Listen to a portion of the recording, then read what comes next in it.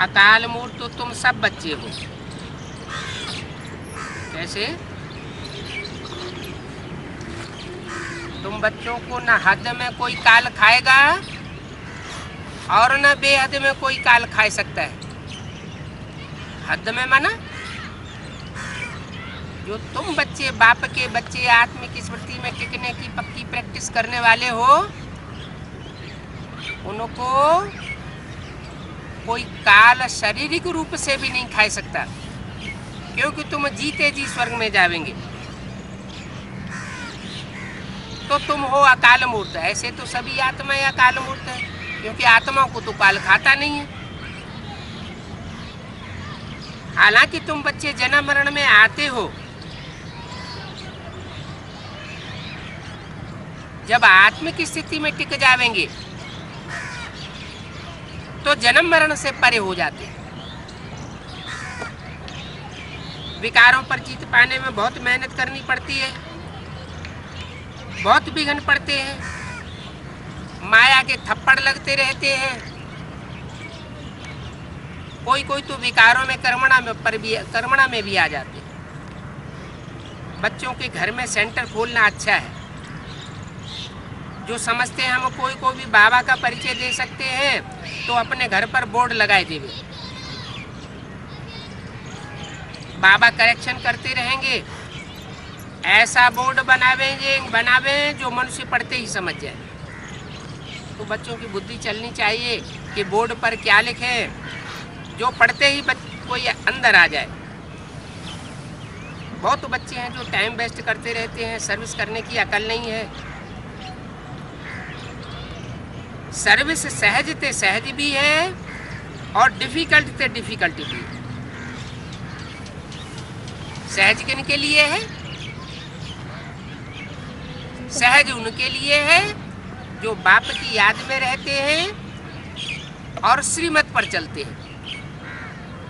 और डिफिकल्ट किन के लिए है? याद में भी नहीं रहते और श्रीमत पर भी नहीं चलते। एक बाप को पूरा याद न करने से पूरा खुशी का पारा नहीं चढ़ता है। व्यभिचारी याद हो जाती है, तो व्यभिचारी याद होने के कारण बुद्धि व्यभिचारी होने से सेवा का वो फल नहीं निकलता जिससे खुशी होवे। अज्ञान काल में कोई गरीब को अडॉप्ट करे तो उनको खुशी का पारा चढ़ जाता है। कोई गरीब आदमी का बच्चा हो और कोई करोड़पति उसको गोद ले लेवे तो बच्चे को कितना नशा चढ़ जाएगा। और यहाँ तो स्वयं भगवान बाप आकर के तुम बच्चों को गोद लेते हैं, अपनी गोद का बच्चा बनाए वारिसदार बनाते हैं, फिर भी बच्चों को नशा नहीं चढ़ता है। हम वेद के बाप की संतान है, ये नशा चढ़ता ही नहीं। बुद्धि में आना चाहिए किन्होंने हमको अडॉप्ट किया है। परमपिता कहने से खुशी चढ़ जानी चाहिए, परंतु माया ऐसी है जो पता भी है कि परमपिता परमात्मा कहते हैं, फिर भी बुद्धि गुम हो जाती है। वहाँ तो गरीब को साहूकार अडॉप्ट करे तो कब फारकती न दे। यहाँ तो बच्चे निश्चय भी करते हैं, स्वर्ग का वर्षा मिलता भी है, अनुभव भी करते हैं खुशी का, फिर छोड़ देते हैं।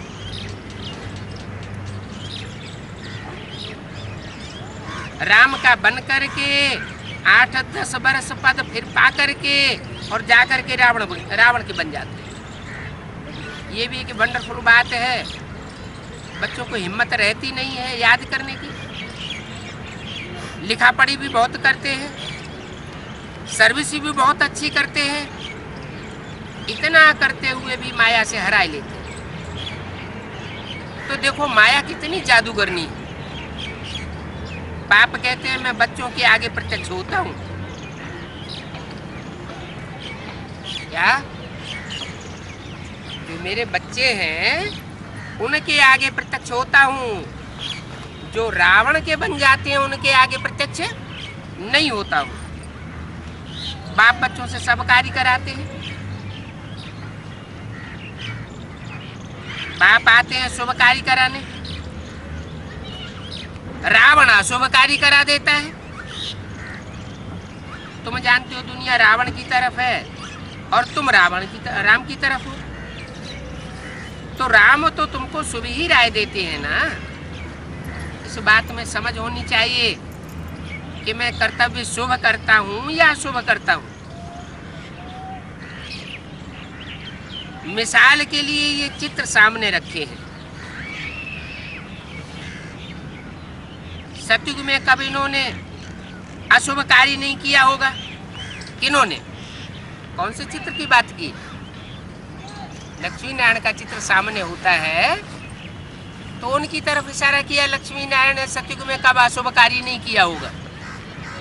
कहाँ? सतयुग में। फिर कहाँ किया होगा?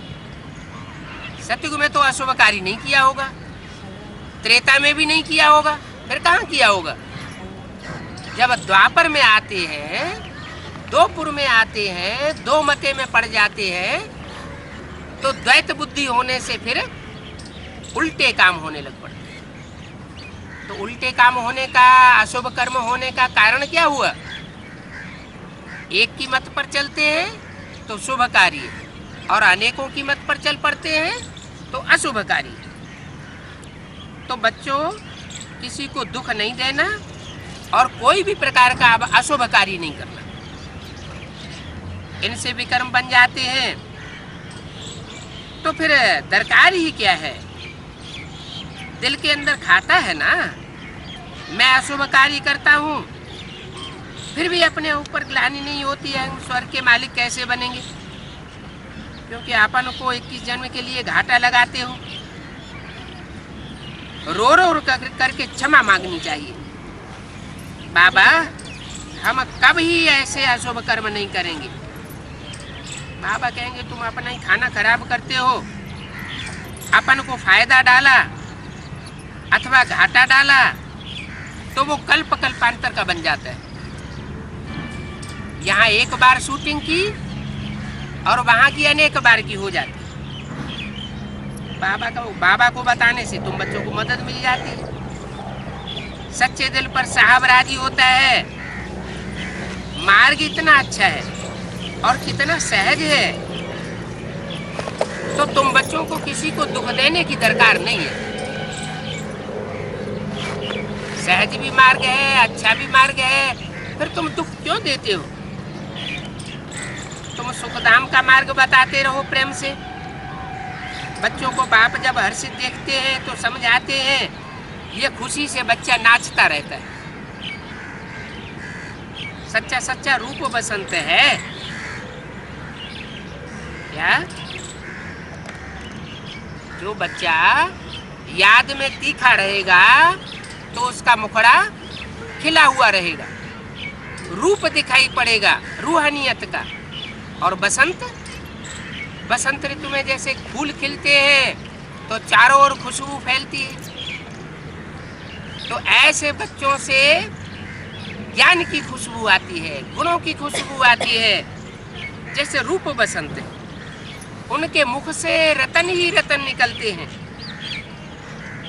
एक दो की ग्लानि करना वो तो पत्थर निकालना हुआ। बाबा के लिए कोई कहे हमको दुख दिया, तकलीफ दिया, कोई इस बात का प्रूफ नहीं करके दिखा सकता। इसके लिए किस सन की वाणी है? 65 की वाणी है ना। तो 65 में बाबा ने कहा कोई ऐसा नहीं है जो ये प्रूफ करके दिखावे कि ब्रह्मा बाबा ने किसी को दुख दिया, कोई भी प्रकार की तकलीफ दी। ऐसा कोई प्रूफ नहीं दिखा सकता, कभी नहीं हो सकता। जानते भी हैं इससे बुराइयां बहुत होती हैं, तो भी मैं कहता हूं ये बच्चा बहुत अच्छा है। उस बच्चे को मुरली में समझाए देता हूं। बाबा समझते हैं, बदला लेने में देरी नहीं करते हैं, और ही डिससर्विस करेंगे। तो कोई को ऐसा चांस क्यों देवें जो उल्टी सुल्टी बात बतलाए, किसी का अकल्याण कर दे। इसलिए बाबा हमेशा मीठा ही बोलते हैं। जैसे कर्म करता हूं तुम भी करते रहो। कोई गुस्सा करे तुम शांति में रहो, है? कोई गुस्सा करे तो शांत में रहें, कोई मारे पीटे तो शांत में रहें। माताएं तो पिटाई पिटते पिटते बहुत परेशान हो रही है। कहाँ तक शांति में रहें? और क्यों शांति में रहें? है? कारण क्या? बाबा इतना बोलते हैं तो कोई तो बात होगी, है? क्यों शांति में रहें? क्योंकि पूर्व जन्म में माताएं भी तो पुरुष बनी थी कि नहीं बनी होगी? एक जन्म में पुरुष, एक जन्म में स्त्री बनना पड़ता है। अंतमति सो गते तो होती है ना। स्त्री जब चोला छोड़ती है तो पुरुष की याद में चोला छोड़ती है, तो पुरुष का जन्म लेना पड़ता है। और पुरुष जब चोला छोड़ता है तो स्त्री की याद में चोला छोड़ता है, तो उसको स्त्री का जन्म लेना पड़ता है। तो जो भी इस जन्म में माता का चोला लिया है, अबला का चोला लिया है, तो सहन तो करना ही पड़ता है ना। इसलिए कभी तलखीलापन नहीं आना चाहिए, क्रोध नहीं आना चाहिए, सहन करना चाहिए। कोई गुस्सा करे तुम शांति में रहो। कोई के पिछाड़ी चटकना भी नहीं चाहिए। कह देना चाहिए हमको टाइम नहीं है, तुम और कोई समय आना, तुम्हारे इस समय आने का मुहूर्त नहीं है। तुम सब ब्रह्मा कुमार कुमारी डाडे से वर्षा ले रहे हो। तो आकर के वर्षा लो। कोई की भी रग देखनी चाहिए, ये ज्ञान सुनना चाहता है या नहीं सुनना चाहता है। क्योंकि तुम बच्चे रूहानी सर्जन हो ना। क्या जिस्मानी सर्जन में और रूहानी सर्जन में तो अंतर होता है। तो कोई की रग देखनी चाहिए, प्रैक्टिस अच्छी चाहिए। आजकल दुनिया में गंदे बहुत होते हैं, इतने गंदे होते हैं कि कोई को भी छोड़ते नहीं। सामान चोरी कर देते हैं, खून कर देते हैं। तो बहुत बच्चों की दिल होती है कि हम इस दुनिया से जावे, इस दुनिया को छोड़ करके जल्दी जावे अपनी राजधानी में। परंतु अभी पूरा काम हुआ कहाँ है जो हम अपनी राजधानी में चले जावे। इतने अर्जुन हमें अभी बने कहाँ हैं जो स्वर्ग में जाने लायक हो गए हो। सूर्यवंशी, चंद्रवंशी धीरे धीरे झाड़ वृद्धि को पाता है। क्या पहले कौन तैयार होंगे? पहले सूर्यवंशी तैयार होंगे, फिर चंद्रवंशी तैयार होंगे, फिर और दूसरे दूसरे इस्लाम बौद्ध वंश की आत्माएं तैयार होंगी। तो धीरे धीरे झाड़ वृद्धि को पाता है। वो तो एक ही भाषण से कितने बौद्धि बनाए देते हैं। यहाँ तो कितनी मेहनत करनी पड़ती है। क्यों? यहाँ इतनी मेहनत क्यों होती है देवी देवता सनातन धर्म में? और दूसरे धर्म वाले एक ही भाषण देते हैं, ढेर सारे निकल पड़ते हैं। कारण क्या है? क्योंकि हम देवी देवता सनातन धर्म की आत्माएं बहुत पुरानी है। 84 जन्म लेते लेते हमने बहुत तामसी वृत्ति को पा लिया है। जब हम ऐसी तामसी वृत्ति की आत्माएं बन जाते हैं तो परमपिता परमात्मा पतित तन में आता है। वो धर्म पिता है वो तो सात्विक स्टेज में होते हैं और सात्विक पार्ट बजाते हैं, इसलिए उनको बहुत लोग फॉलो कर लेते हैं। यहाँ तो बाप गुप्त रूप में आता है, वो धर्म पिताएं उतने गुप्त रूप में नहीं आते और बाप साधारण तन में आता है। तो यहाँ तो कितनी मेहनत करनी पड़ती है मनुष्य को देवता बनाने में। वो धर्म पिताएं आते हैं, कोई मनुष्य को देवता थोड़े ही बनाते हैं, क्या बनाते हैं? और ही मनुष्य नीचे गिर करके राक्षस बन जाते हैं। तो नीचे उतरना सहज होता है, उतारना सहज होता है, या ऊपर चढ़ना चढ़ाना सहज होता है? क्या सहज होता है? हैं? ऊपर चढ़ना कठिन होता है, ऊपर दूसरे को चढ़ाना कठिन होता है, और नीचे उतरने में कोई तकलीफ नहीं होती। तो तुम बच्चों को पिछाड़ी में खूनी नाक खेल बहुत खौफनाक देखना। तुम आपस में बहलते रहेंगे। जब दुनिया में खून खराबा होगा,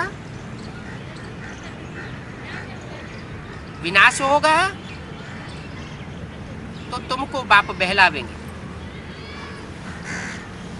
बुद्धि में आता रहेगा ये फलाना राजा बनेगा, ये रानी बनेगी। तुम बच्चे बहुत खुशी में रहेंगे और दुनिया हाय हाय करती रहेगी। बहुत बहुत दुख का समय होता है और तुम फरिश्ते बन जाते हो। ज्ञान की इतनी पराकाष्ठा हो जाती है कि देह और देह के संबंधों से तुम्हारी बुद्धि उपराम हो जाती है। आसुरी संप्रदाय मच्छों मुआफिक मरते रहेंगे। क्या? जो ज्ञान न लेने वाले हैं, जैसे मच्छर मरते हैं, ऐसे मच्छरों सदस्य मरते रहेंगे। उस समय के लिए अवस्था बहुत जमानी चाहिए, इसलिए जमानी चाहिए। जिनकी आत्म की स्थिति इस समय प्रैक्टिस से बन जाएगी, उसी समय वो बच्चे ठहर सकेंगे। जिन्होंने बाप की मत को अभी माना,